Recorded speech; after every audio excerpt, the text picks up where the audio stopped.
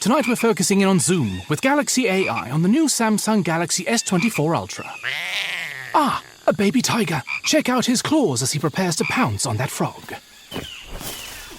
Close one, but not as close as this Zoom. We can literally count the whiskers and... Oh look, Mum's here. Good thing I'm nowhere nearby. Go wild with Galaxy AI on the new S24 Ultra and zoom in on the epic day or night. Get yours now at Samsung.com.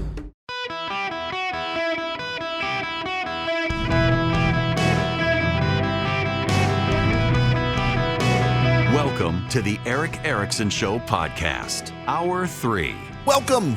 It is Eric Erickson here across the nation. The phone number is 877-973-7425. Can I be a dad for a moment? My wife may. Oh, I don't know. I don't know that I should, but I've had a proud dad moment. And I don't know that I should, but I'm going to. First of all, so my kids' soccer team, it was a tied score yesterday. They didn't want to play this other team because the weather was awful. The other team insisted because the other team is convinced that they're better than my kids' team, even though my kids' team beat them last year. So they insisted on playing, and it wound up being a tied game. My kid was not able to be there, though. He got injured. During a sporting activity at school, hurt his thumb, and wound up throwing his first punch. You know, there are these moments, and I gotta just confess something. My wife is more hands-on with the kids than I am. Like, for example, today, I left the house at 8:30, and I will not be home until around 8 o'clock tonight. I'm doing 6 hours, actually 7 hours radio because I had some others to do as well. And yesterday was the same way. So there is a kid in class who tends to bully the other kids, and my son tends never to stick up for himself, but sticks up for everybody else. Well, yesterday he was the one being bullied and normally doesn't stick up for himself and gets very emotional about it. Finally had enough, and he punched the bully. Well, his thumb was hurt. And I will just say that my wife's and my concern was not so much that our kid finally stood up for himself, but he didn't make a fist and tuck his thumb in. We've wanted to make sure that that was not the case. It turns out the reason he actually had enough of the bully is the bully was spiking a volleyball at him and caused him to flip his right thumb back, but my kid's left-handed and finally took action. And apparently the other kid was so stunned that mine, of all the kids, my pacifist son, was the one that did it, that he was so surprised he didn't do anything back. It was just, I realize with all the other topics we're talking today, should I bring this up? But I'm just, we have instructed our children when being faced with things like this to do what you can to avoid it. But you got to be able to stand up for yourself as well. And I'm just a kind of proud dad that my kid did. It's not the norm. We're making him apologize to both the teacher in whose class it happened and to the kid he did it to. He does need to apologize, but we're glad he stood up for himself.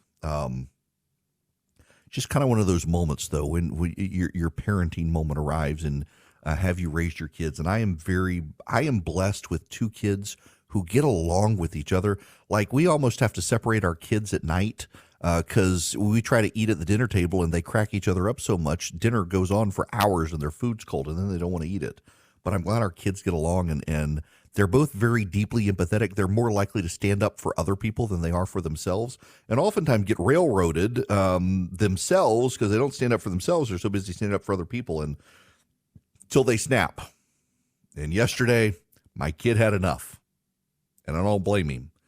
And the school dealt with it judiciously, as they should. He's not suspended, but did have to talk to the principal. And I'm just proud dad moment. Not proud that my kid was in a fight, but proud that my kid stood up for himself. and then was willing to deal with the consequences and not make excuses for it. That's the other thing too, is when your kids want to they do something they shouldn't do, and then they want to make excuses for it and blame everyone else. Nope, he totally owned up to it, explained why he did it, and I'm like, well, kid, you'll have to deal with the consequences, but you did what you thought needed to be done at the time and have put it off and put it off and put it off and put it off, and like this kid that it happened with is like everybody knows this is the class bully. So, dad parenting moment there, and the school handled it as you would want them to. All right, I'm going to go to the phones now. Greg, you're going to be up next. Welcome. How are you? Good afternoon, Eric. How are you? Good. What's going on? Well, you struck a nerve. You may have hit bullseye here. You and I have spoken education in the past. Our kids are similar ages. They go to somewhat similar schools. Our Christian school has seen a massive influx in interest. There's a huge waiting list. First, it was due to COVID, but the past 2 years, it is due to culture. And parents are seeking a foundation. They're seeking structure for their children. They're turning away from the public schools. I'm so hopeful for school choice in Georgia and thankful the governor put his weight behind it yesterday. I hope it's enough. But this may be an antidote, but I think there's data behind the antidote, to use your phrase, that there is a groundswell across this country, and it may just be flyover country, but there's people turning back to God. I actually think it's happening everywhere. Whether you look at the Asbury College or Asbury University revival situation, I think there's a deep curiosity about it, Greg. Whether or not it holds, I don't know. What I will say is this, and I'm glad you bring this up. Let me talk about this one, and I probably shouldn't, and I'm going to. And Philip, you know what? We might as well record this and go on and put this on social media and get me in trouble with certain people who you and I both know. I am a parent of two children. One is 17 and one is 14. And when our children started out their education, we decided to put them in a Christian school. And what we discovered over time is that there are many schools that might hold themselves out as Christian schools, but there's a difference between a school that values the Christian education and a school that is Christian in name only. And we ultimately wound up moving our children to a school that is not just a Christian school, but a covenantal school. And that matters greatly to me. And what do I mean by covenantal? For those of you who don't know, a covenantal school is a Christian school where the people who are part of the school have to buy into the mission. And you educate together. So we could not send our children to the school without the school knowing that the parents shared the faith values of the school. There are some Christian schools that open the doors to all comers and say, anyone who wants to give their child a Christian education, come. Many people want to come because they perceive the Christian school as not having the disciplinary problems of the public schools, but they couldn't care less about the faith mission of the school. And what happens, including in our old school, is that the outside culture changed the school more than the school changed the kids. The religious instruction, for example, was de minimis. You didn't have a lot of it. You had a little bit of it because they were a Christian school, but there wasn't a lot of it. The school that our children go to now is not a school open to everyone, and it's not a school for just anybody. It is a school for families of believers who want to somewhat shelter their children from the storms outside in culture, so that they can be sure what they believe and grow in their faith before they're thrust into culture. Now, I have friends of mine all the time who say, well, you know, you send your kid to this other Christian school, they're going to get a Christian education, it's church affiliated, and they'll be missional to the kids who come in from outside. And my point is, I don't know a single missionary who didn't first go through some missional training before becoming a missionary. Why do I want my child, without any understanding of what he actually believes, to become a missionary before encountering the outside culture? You should have your children grounded in your values before they have to deal with the outside world that is hostile to those values, lest they leave and get pulled along by the currents of outside culture. And a lot of Christian schools out there are just willing to open their doors to all comers, build their endowment, show everyone, look at the lavish facilities we have and the great education you're going to get, and look at all the prestigious schools our kids have gone to. And that's no substitute for actually raising kids in faith. This isn't for everyone. My kids' school is not for everyone. In fact, there are other Christian schools in town who look down on our kids' school because they're much more selective in who they allow in. But I got to tell you, in our kids' school versus another Christian school, we're not dealing with the cultural problems. It's not to say that our school is flawless. It's not to say that we haven't had problems. And it's not to say we won't have problems. But it is to say that we're not dealing with the pornography and sex and drugs and behaviors and alcohol and parties and prevailing cultural winds that so many of the other private schools, including Christian schools in our area, have to regularly deal with. And when our kids have their Bible education, they're having like stuff I've got in seminary. I'm glad I went to seminary because my kids come home and they ask these deep theological questions that they wouldn't have asked had they stayed at the other school and gotten that Christian education. I mean, our school actually brought in an entire group. I actually paid for it, full disclosure, brought in an outside group, got all the high school kids together, 9th through 12th grade, and did an entire day with them on when you leave this safe space for Christian education and go out into the culture in the world, you're going to deal with people who are gay, who are in a same-sex marriage, who are transgender, and you're to love these people and treat them as your friends as best you can, but also your values conflict with their values. So how do you navigate a world where the people around you have values that aren't your values? How do you deal with this? And they spent an entire day in this sort of discussion. This is a month later. They're still dealing with it. By the way, this group is called Knowing Jesus Ministries, if you want them to come to your kids' school. Our kids' school is a classical education school. So the Christian school they were going to was a Common Core school. My wife and I couldn't help our kids with math because it was Common Core. Common Core is designed to shut parents out of the education process. They don't tell you that they're doing that. They don't advertise that's the fact, but that's the fact. They call the old school math you and I learned grandma math to make it pejorative to the kids. And then their reading is incentivized of who can read the most books. Doesn't matter. You get penalized if you read a grown-up book because you can't read as many books. It's all about reading as many books at your level as possible. You're reading a high school book and you're in 5th grade. Well, good luck. You're not going to have read as many books, so you're going to get penalized. Our current school uses old math, the real math, the grown-up math that you and I use. Our current school uses real reading and real vocabulary lessons and phonics and Latin. Yes, they have to learn Latin. And I'll tell you, the big difference between your standard run-of-the-mill Christian education and what our kids are getting now, where they're in a classical Christian school, where you've got the rhetoric school and you got the logic school, where you start with memorization and then you learn how to synthesize in middle school the data you learned in elementary school, and then in high school you learn how to put it all together and comprehend it and analyze it and argue it and defend it. The big difference is that our oldest went to a program this past summer at a very prestigious academic institution, college she's interested in going to.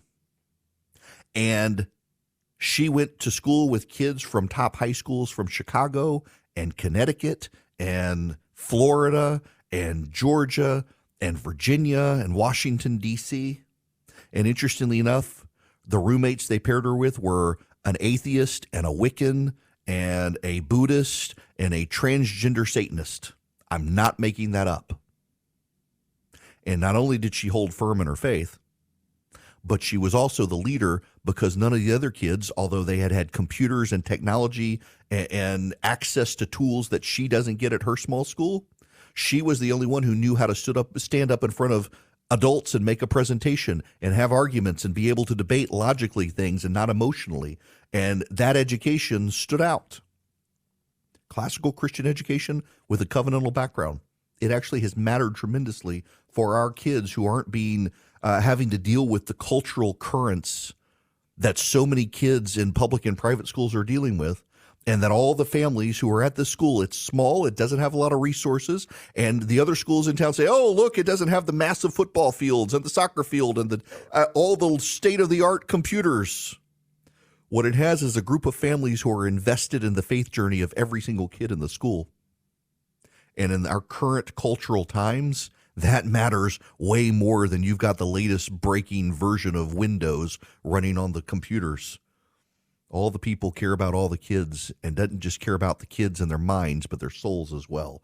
You can't put a price on that sort of education these days. I have not only converted my entire family to Bull and Branch sheets, but a lot of my friends as well, because I actually believe in them. You can feel the craftsmanship, and the amazing thing is that these sheets get softer every time you wash them.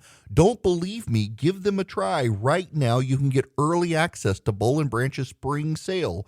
You use code ERIC, that would be my name, ERICK, and get 20% off today at bowlandbranch.com. That's Boll and Branch, BOLLAND branch.com. The promo code is ERIC. Exclusions apply. See the site for details. I got to tell you guys, these sheets are designed for incredible night sleeps. They're made without toxins. They're free from synthetic pesticides, formaldehydes, harsh chemicals. They fit really deep mattresses, and I've got a thick mattress, and they don't shrink up, which is great. Take care of the sheets take care of you, and you get a 30-night risk-free guarantee with free shipping and returns on all U.S. orders. And right now, use code ERIC to take 20% off today at bowlandbranch.com. That's BOLLAND branch.com, promo code ERIC. Hi there, welcome. It is Eric Erickson here across the nation. The phone number is 877-973-7425. I got to read you this tweet from Reuters. Tells you everything you need to know about the organization. This is the actual tweet from Reuters, the news organization, about the shooting in Nashville, Tennessee. In fact, Philip, I'm going to record this. It is oftentimes when you talk about media bias, how something is said, what is left off. This is the actual tweet that Reuters put out to cover the shooting at the school in Nashville, Tennessee. I quote, "Former Christian school student kills 3 children, 3 staff in Nashville." That's the actual tweet from Reuters. Again, former Christian school student kills 3 children, 3 staff in Nashville shooting. Left out the word shooting there. Former Christian school student kills 3 children, 3 staff in Nashville shooting. That's how Reuters chose to announce a transgender shooter going into a Christian school and killing 3 children and 3 staff. Well, and what the left is saying, the left's reaction here is, oh, well, I mean, there's nothing wrong with this. This is the truth. Former Christian school student killed 3 children, 3 staff at Nashville shooting. It's how they cover the story, how they word the story that reveals so much of the biases of the press.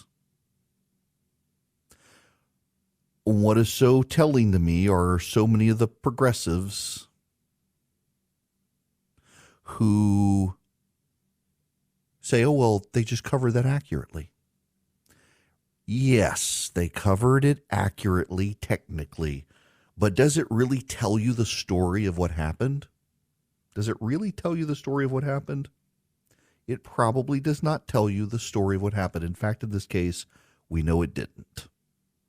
Now, when we come back, we need to talk about something completely different. Pokemon. Yes.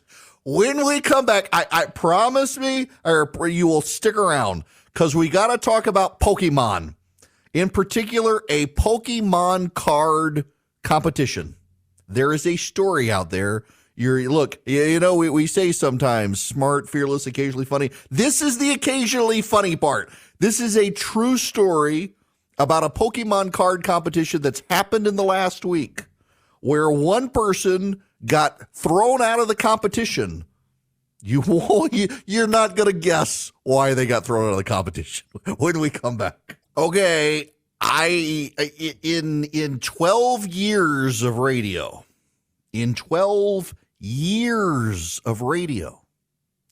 I do not believe I have ever once talked about Pokemon.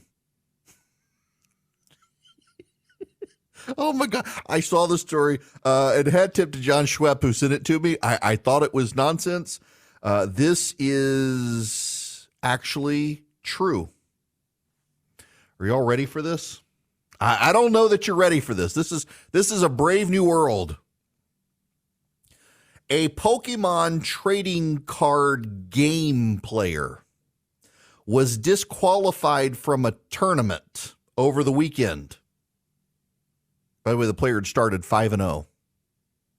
The Pokemon trading card player was disqualified from the tournament over the weekend for not declaring his preferred pronouns in a serious enough manner. It's not that he didn't declare its pronouns. He just didn't do so with the seriousness required. I'm not kidding.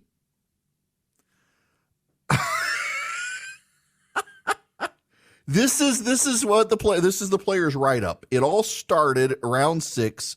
I was 5-0 and had just hit Alex, leave out the last name here, a very well-known player as well as a very skilled player. With all this in mind, I was obviously a bit nervous. Keep in mind, I'd been on stream 2 times prior, but it's still always nerve-wracking being in front of so many people. I went to my table and saw Alex and a judge standing there, and the judge informed us that we were going to be playing on stream. I was excited, and we started to walk over to the stream area. On our way over to the stream area, the judge asked us for our preferred pronouns. I said, he or him, or, and I paused trying to think of the preferred pronoun, the third pronoun being his. As I just stood there looking stupid, trying to think of the third pronoun, I felt embarrassed because I was failing to think of a simple word. Due to the nerves and me being embarrassed, I let out a little laugh, just a normal nervous laugh. My response together ended up being he or him or his. That's it. That's all I said. Anyway, after we continued to walk and we reached the stream area, just to clarify, the judge asked once more, what are your guys' preferred pronouns? Alex said he and him. And I said, oh, yeah, he and him. Ha. The little laugh at the end was because I was trying not to be awkward and because I was just stating the exact thing Alex had just stated. And it was kind of silly to me in this scenario. In this scenario, I was also reminded of when I was on stream for Top 8 of Baltimore earlier in the season. When I was on the stream, no one asked for my pronouns. So to be safe, the commentators referred to me as they, them. My friends made fun of me sometimes for this, just lighthearted jokes, because it embarrassed me a bit, because those weren't my pronouns. To clarify, I have zero issue with people's pronouns and how they choose to identify and express themselves. I have never had issues with it and never will, because at the end of the day, it's their choice. It doesn't affect my life. As long as people are happy, I'm happy. Keep this in mind when reading. Back to the event.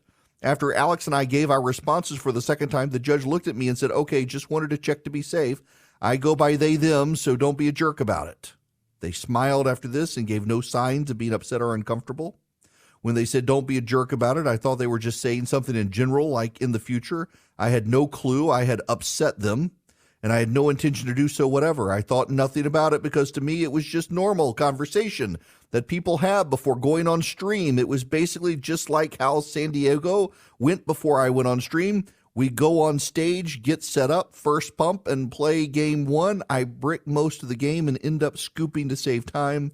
I felt very comfortable going into game 2 matchup-wise and felt I had a very good chance of winning the match after seeing what Alex's deck was made of. I said, I'll go second, and we pick up and start shuffling for game 2. Then I see a few judges walking over to the stage, and they get on stage, and one starts talking to Alex. Alex and I both extremely confused because we have no clue what's happening. At first, I thought he must have had a deck list error or something because the judge was only talking to him. They told me to keep my headphones on during this so I couldn't hear what they were saying to Alex. Then one of the judges put a headset on and asked me, what was said to the judge when they asked for your pronouns? This is where I began to get worried and wondered if I'd done something wrong. I answered the question, said I said he, him. And the judge then asked me if there's anything else I said, and they wanted to know what my tone was. They said this very important, and I answered this truthfully. Said the only possible thing I might have done that could have been taken wrong was the way I laughed a bit and told them I was just nervous. The judge then told me to walk off the stage and talk off stage. I was confused during this, and even more confused when I see two more players walking on stage to take Alex and my spots. This has never happened before, at least from what I've heard. I walked behind the curtains by the stage, and the head judge asked me what exactly I said. I explained what happened, that the nervous laugh was because I was embarrassed and because of what went down in Baltimore. During this, I was very polite and calm. I made sure to clearly get my point across and made it extremely clear that I had no intention whatsoever of harming or upsetting anyone. I explained I had done absolutely nothing against people with pronouns, and I never have. This was no incentive I could have possibly had, especially since I just recently earned my invite. What did I have to lose? The head judge seemed to understand, so I was a bit relieved. But then he pulls out the rule book on his phone and says that due to me violating their inclusive policy and due to me making someone feel unsafe and uncomfortable, I was disqualified. I remember saying, wait, what? I was so confused. I had just explained very calmly what had happened, and he seemed like he had listened. I was stunned. I asked to sit down on a nearby chair to try and process what was going on. I still had a bit of hope left and said, is there any way I can appeal this? And again stated how really sorry I was if I upset someone. I had no malicious intent whatsoever. That's where it really escalated. The head judge tells me he was sorry, and it sucked, but I was disqualified due to Pokemon policy. Pokemon policy! I'm sorry, Pokemon policy. At this point, I'm on the verge of tears. But I tried my best to keep my composure. I just couldn't understand what was happening. Was the judge just not listening? Was he trying to look at my side of the story at all? One last time, I asked if I could appeal. I asked to talk to another judge or to the judge I had upset. The head judge then tells me that it was already done. They disqualified me. I asked, so you've already disqualified me even though I was just told you what happened? He said, yeah, I know it sucks for everyone involved, and I'm sorry we have to do this. I just start bawling my eyes out. It felt so unfair. I was extremely polite and calm through the process. I felt I handled the situation professionally, and the judges had just not listened. I felt helpless. Goes on from there. Dude got disqualified because he didn't identify his preferred pronouns seriously enough at a Pokemon card competition. First of all, I am today years old knowing that these things are such a big deal. It was on stream. It had all these people watching. It was a Pokemon competition. My gosh, and enough that the dude cried. This is actually rather ridiculous.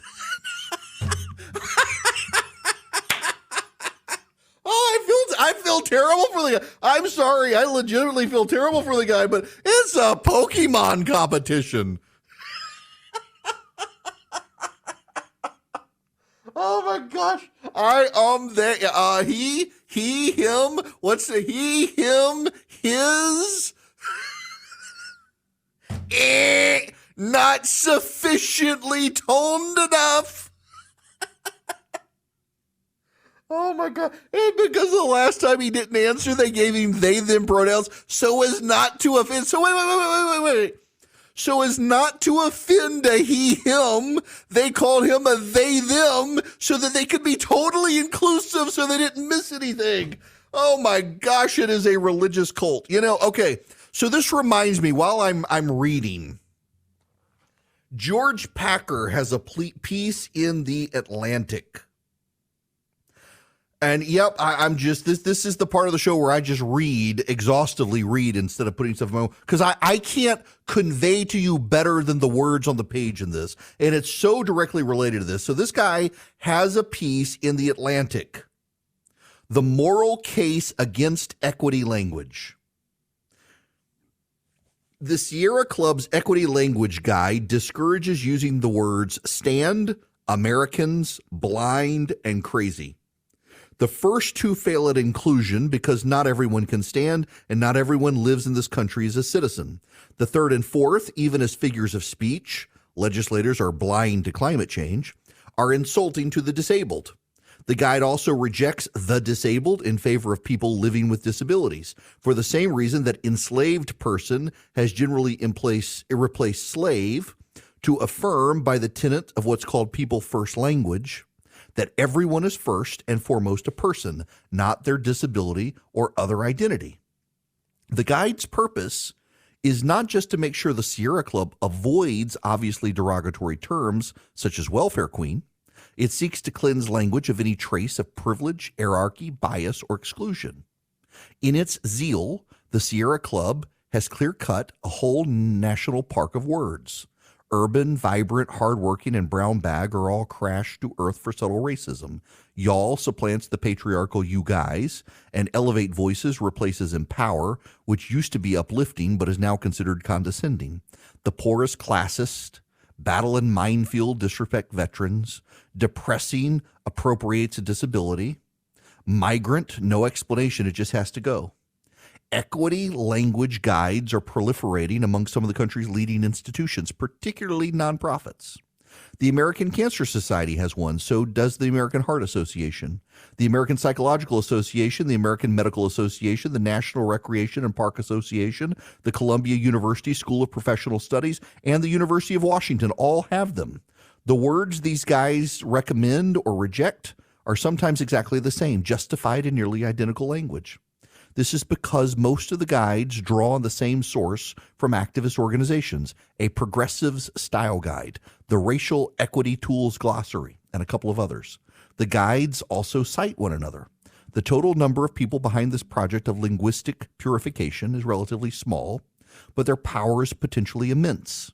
The new language might not stick in broad swaths of American society, but is already influencing highly educated precincts, spreading from the authorities that establish it and the organizations that adopt it to mainstream publications such as this one. Although the guides refer to language evolving, these changes are a revolution from above. They haven't emerged organically from the shifting linguistic habits of large numbers of people. They are handed down in communiques written by obscure experts who purport to speak for vaguely defined communities, remaining unanswerable to a public that's being morally coerced. A new term wins an argument without having to debate.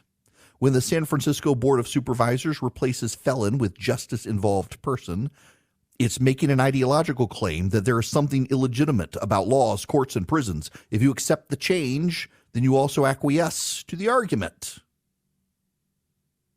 The huge expensive energy to purify language reveals a weakened belief in more material forms of progress. If we don't know how to end racism, we can at least call it structural. The guides want to make the ugliness of our society disappear by linguistic fiat.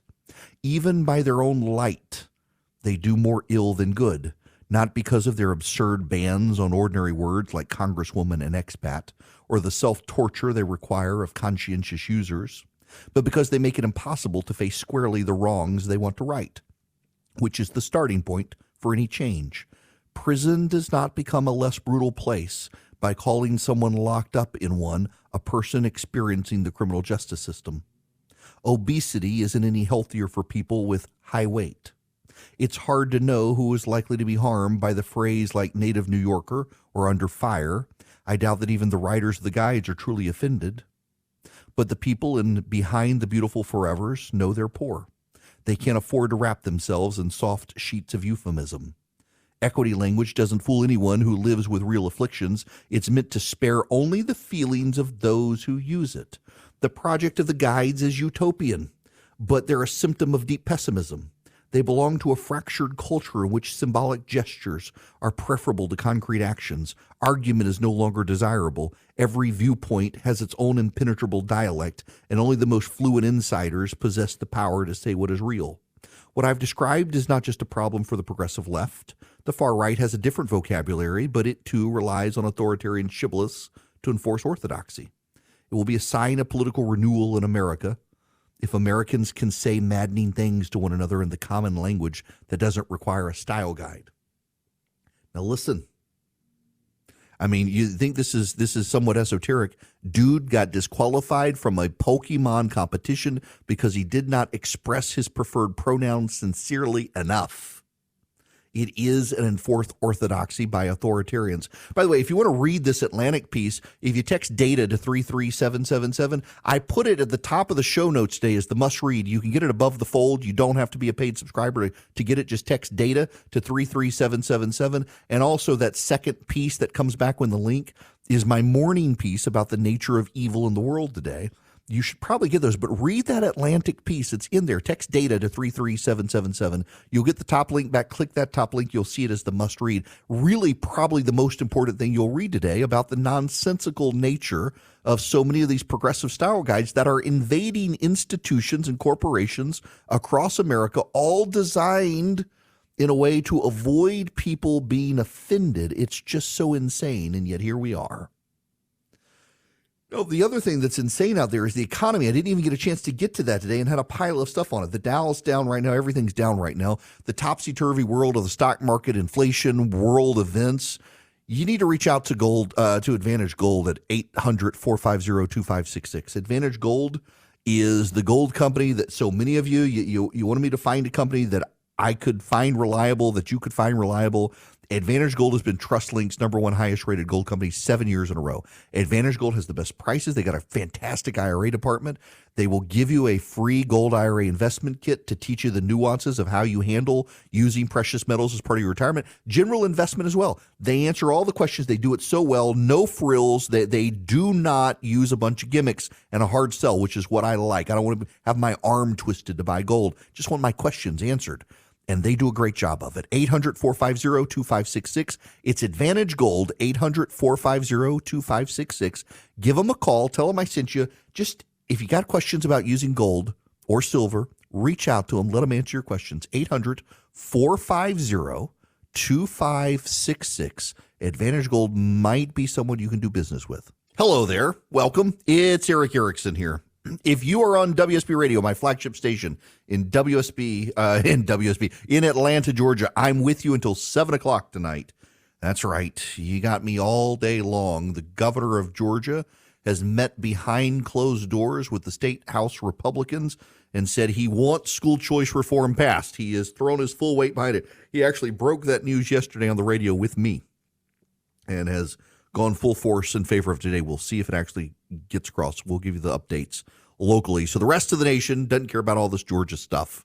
But for those of you who do. Now, I gotta spend just a moment here with this story. Half of parents are still paying their kids' bills. This gets back to the story from earlier that like 75% of Americans don't think that their kids will have it better than they have it in this country. So many people given up. Conservatives do have to come to terms with the fact that over the last 20 years, it appears the free market has failed. And I realize people sometimes joke that communists act like, well, the real communists have never been tried. And I don't want to get into the situation of thinking that the free market has never really been tried. The fact is we've tried the free market and it worked pretty damn well. But we've gotten out of it and we've become protectionists of preferred interests, and we're not letting the free market work. We're bailing everybody out, and that's causing so many problems. It's caused people to give up hope on the future. We got to let the creative destruction of the marketplace take place and let some of these businesses collapse so people can creatively pick up the pieces and rebuild and grow. Lucky Land Casino, asking people, what's the weirdest place you've gotten lucky? Lucky? In line at the deli, I guess? Aha, in my dentist's office. More than once, actually. Do I have to say? Yes, you do. In the car before my kids' PTA meeting. Really? Yes. Excuse me, what's the weirdest place you've gotten lucky? I never win and tell. Well, there you have it. You can get lucky anywhere, playing at LuckyLandSlots.com. Play for free right now. Are you feeling lucky? No purchase necessary. Void where prohibited by law. 18+. Terms and conditions apply. See website for details.